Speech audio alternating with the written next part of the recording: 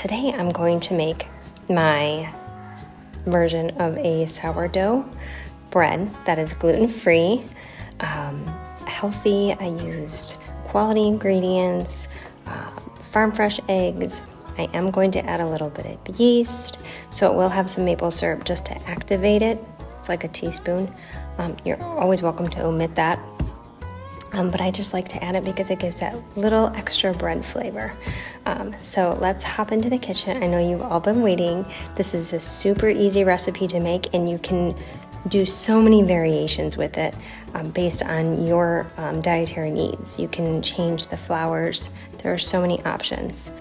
Alrighty folks, today we're going to use almond flour, hot water, apple cider vinegar, baking powder, coconut flour, flax seed, maple syrup, psyllium husk, 3 egg whites.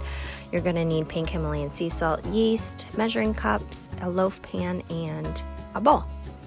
To a very warm water of half of a cup, you're going to add 2 teaspoons of yeast, and I did 2 teaspoons of maple syrup. Stir it and set aside.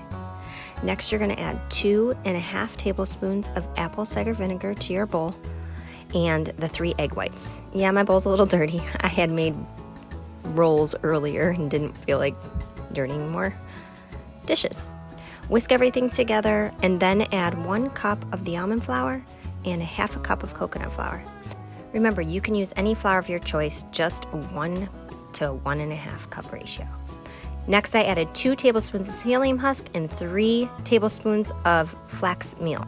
You can omit the flax meal, you would just replace with psyllium husk.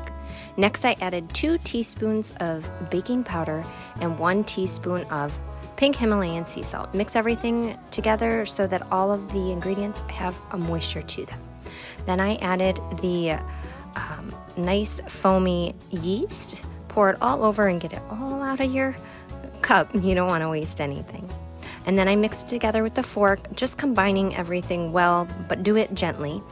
And next you're going to pour a very hot 1/2 cup of hot water. Start by adding 1/4 cup first and fold in the water.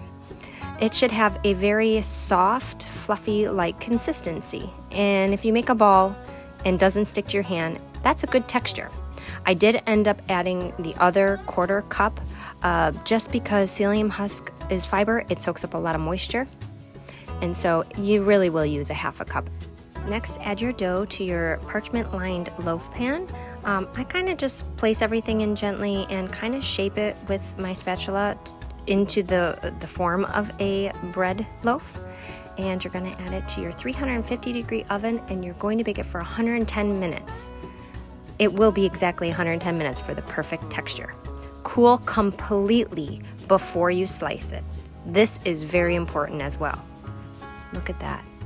It slices perfectly, evenly, and it is so satisfying. This is probably my favorite part out of all the baking, is slicing the bread. Next, you're going to toast it up. I personally think it's great that way because the outside gets crispy, the inside is slightly golden, the butter absorbs. It's fantastic. Okay, friends, so I wanted to tell you really fast. This bread is the bomb. I love it. There's so many different variations.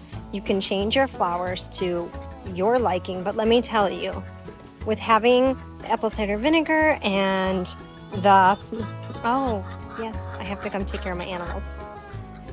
The little bit of yeast, it just gives a great flavor to your bread without having all the extra carbs from a processed white flour or wheat flour, no gluten. It's so worth making. You saw how simple it was. It toasts up phenomenally. The butter just goes in all the nooks and crannies, and I promise you it is so worth it. And if y'all don't want to make it, I'm here to help. Alrighty, take care. And lastly, enjoy.